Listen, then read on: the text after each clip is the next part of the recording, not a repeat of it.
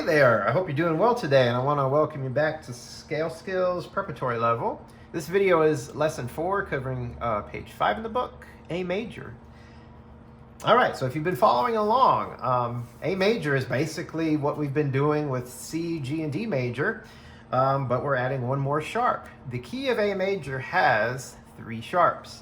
So if you look there at the top of the page, 5-finger position and 1 chord, take a look at the key signature, which is found right after the treble and bass clef at the beginning of that line. You'll notice the 3 sharps. So the previous key that we played and then the last lesson was D major, and that had an F sharp and a C sharp. So in A major, you're going to carry over the F and C sharps, which are the first 2 there, and you're going to add a G sharp. And if you didn't have a book in front of you and you didn't didn't have that memorized or didn't know about that G sharp, here's a little trick. For the major keys, the new sharp is a half step below the name of that key. So for example, the name of this key is A major. And if you look at the piano and play an A and go down a half step, that's this key right here, which is G sharp. And that happens to be our new sharp. So again, the F and the C sharp carry over from the previous scale or previous key, which was D, and we're going to add a G sharp, which is half step below A. So think about D major. The previous key before D major was G. G had 1 sharp, which was F sharp. That carries over into D major, and the new sharp for D major, if you think about a half step below D, C sharp, and in fact that was the new sharp. So that's a little trick for adding the new sharp, or figuring out what the new sharp is on major keys, the sharp keys. Or you can just memorize that A major has 3 sharps, and that's probably the best way to do it. All right, so that means everything we play on this page that has an F, a C, or a G are automatically going to be sharped. Okay, so the 5-finger position in 1 chord in the right hand, you're going to take your thumb and put it on the A below middle C. So here's middle C, and here's B. So here's that A, which is the first note there on the staff. So just memorize, if you're not used to seeing this A, 2 ledger lines below the treble clef staff is this A on the piano. All right, so we have our thumb on A, indicated by the 1 above the A, and our next note is B, and our next note is C, but remember we're going to sharp it. So it's C sharp, and then D, and then our second measure, 5 on E, and that's the highest note. Now we're coming back down to D, C sharp once again, B, and the third measure is A. Now that's a dotted half note for 3 counts, followed by a quarter rest on beat 4. And our last measure is an A major chord, which is the 1 chord. It's called the 1 chord because it's built off the first note, which is A, in the key of A major. So that's why it's the 1 chord. Take the first note of the key or the scale, which is A. A chord is made of thirds, so A to C is a third, C to E is a third, but then remember your key signature, and the C is going to be sharped, and that's how we arrive at the A major chord, also called the 1 chord, in the key of A major. So remember, when you hit your chord, you want all 3 notes to be very clean, to sound as 1. Then the left hand is going to be 1 octave lower than where the right hand was. So your right hand was here, thumb on A, your left hand, 5 on A. It's the exact same notes. So you got 5 on A, 4 on B, 3 on C sharp, 2 on D, thumb on E. And then you're coming back down to D, C sharp, B, A. So that A again is 3 counts followed by a quarter rest, and then your A major chord, A, C sharp, and E, all played together. And then you're just going to put the hands together, nice and slow, keep it very even and steady. And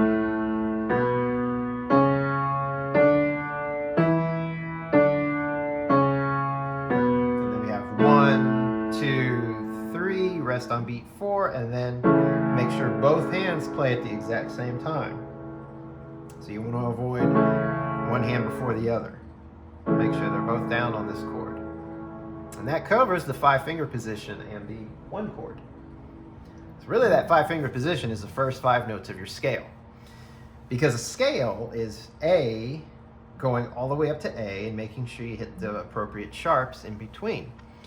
And that's what we're going to do in the second line here. Scale. Now it says tetrachord form. Eventually you're going to learn to play a scale 1 octave with one hand. It'll look like this. But that's a little challenging, and that's probably not going to take place until the second book. So in this book, you are going to play from A to A, but they're going to have you divide it between 2 hands, like we've been doing in the previous lessons. Tetrachord form, again, just means that your left hand is playing these 4 notes. Now, those first 4 notes of a scale is a tetrachord. A tetrachord is 4 notes that are whole step, half step. So if I start on A and go up a whole step, so a half step is the very next key in the piano. So A to A sharp would be a half step. A to B is a whole step because I've skipped a key. So A to B is a whole step. B to C sharp is a whole step. And then C sharp to D is a half step. So a tetrachord is 4 notes that are joined by a whole step, half step pattern. And then in the second measure, starting on E, it's the same thing. E to F sharp is a whole step. The whole step up from F sharp is G sharp. I just realized I have the wrong fingering. And then finally, G sharp to A is a half step. Do you have to know this? Do you have to memorize what a tetrachord is? Absolutely not. You can play scales beautifully, wonderfully, still understand how they work without knowing these mathematical details of a tetrachord. So, but in case you're wondering, that's what it is. A tetrachord is 4 notes joined by whole step, half step. Now, if you take 2 tetrachords and join them by a whole step, so here's your first measure, the last note is D. If you go up a whole step from D, you're on E, which is the second measure, and that's the second tetrachord for that form. So it's 2 tetrachords joined by a whole step. Again, if that's confusing, don't worry about it. It's okay. You're going to play this just fine without that knowledge.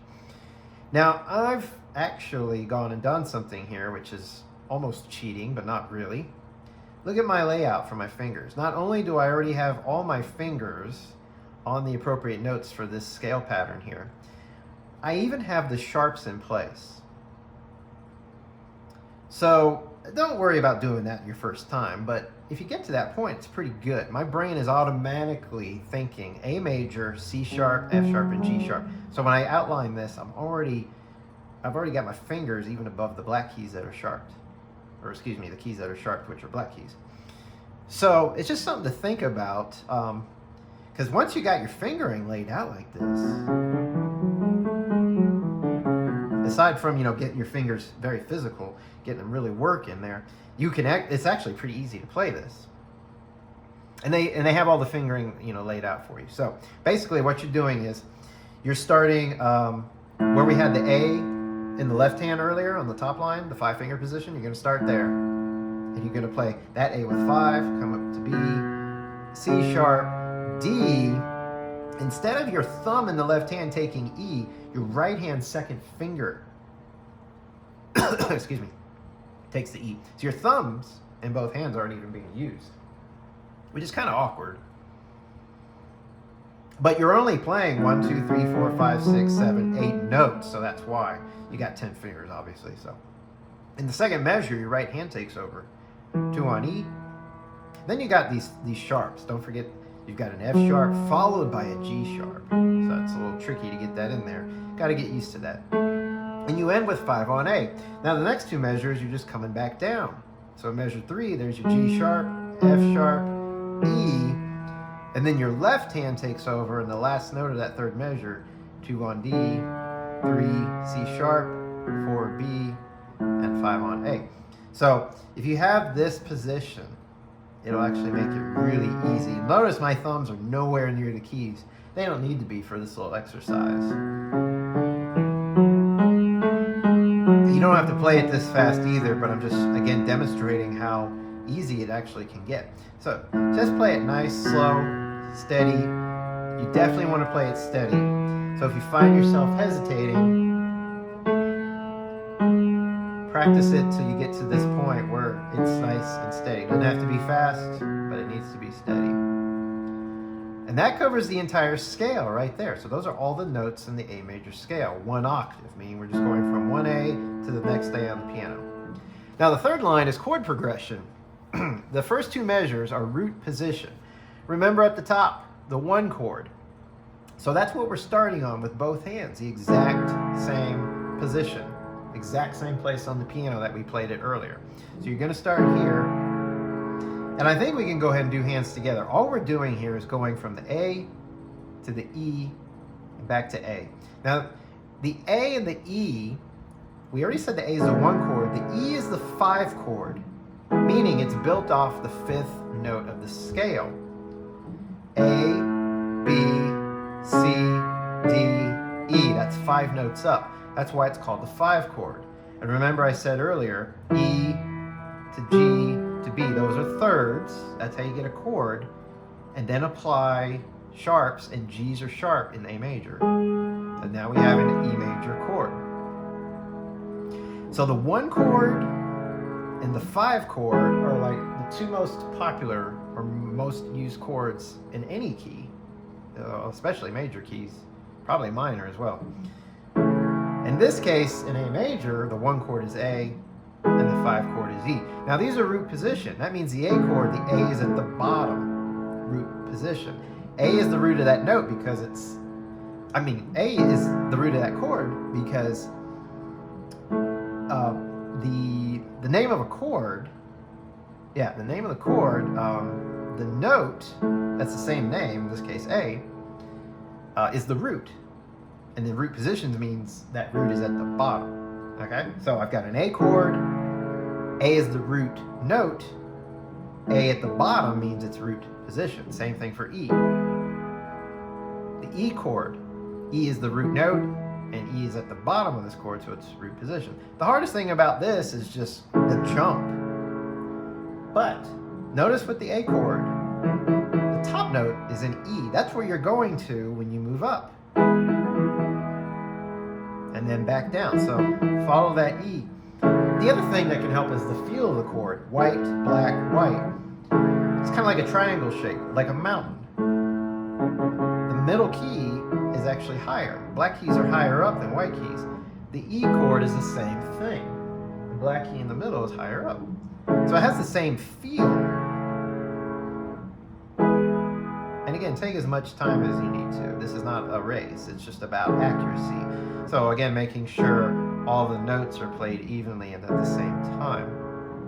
Now, common tone, the next two measures. You're going to start on the 1 chord, A, which is root position. Instead of jumping, you're going to go to the closest notes from this position of the A chord to get an E7.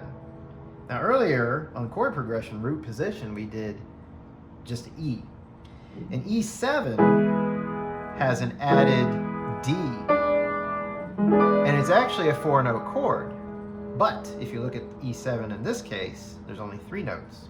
Because, and I'm playing this in root position right now, E, G sharp, B, and D, plus I'm using 4 fingers because it's a 4-note chord.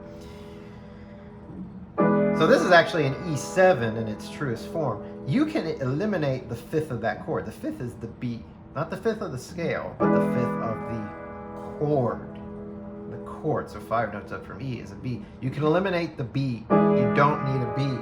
It's not an important note. So we're left with E, G sharp, and D.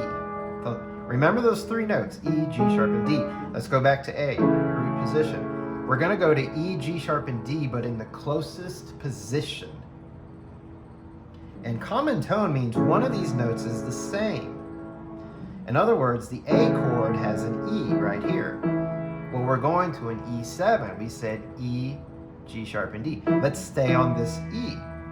And if you look at the notation there, that's what we're doing. We're staying on this E. We're going to add this D right below it and take our thumb and 5th finger in right hand, left hand and go to G sharp.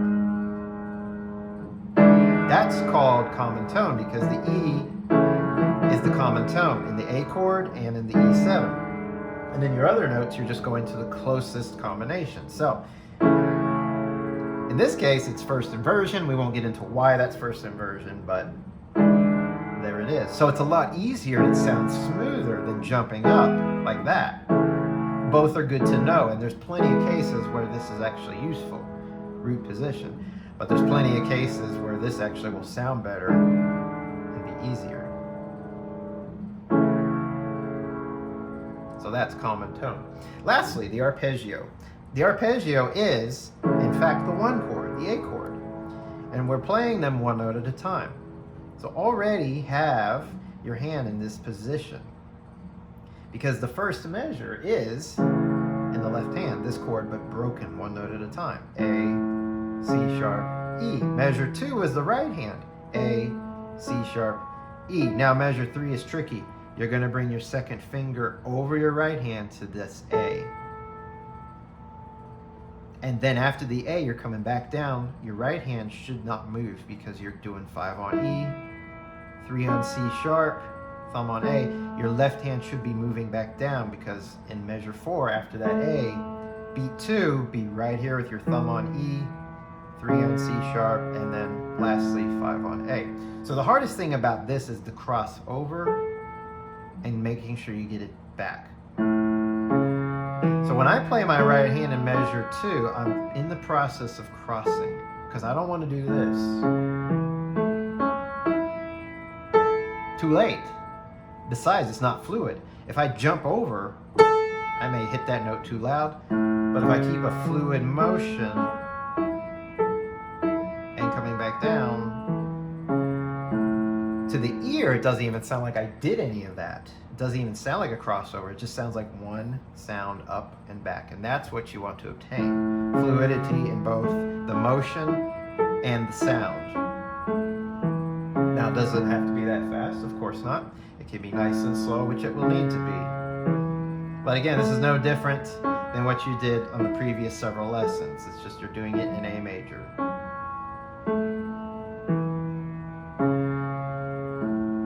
That's it. So the big takeaway from all of this is really just getting used to playing in the key of A major. So whenever you see a piece of music that's in A major, be like a switch, a mental switch. You automatically switch the brain to think 3 sharps, F sharp, C sharp, and G sharp. Unless you see naturals or some other indication in the music not to play them, unless you see some other indication, all F's, C's, and G's are sharp. So this is a great exercise to warm up if you have a piece that's in A major, doing scales and doing chords and doing arpeggios. All right, so I wish you all the luck as you get used to playing in A major, and then I will see you in the next lesson when we jump to E major.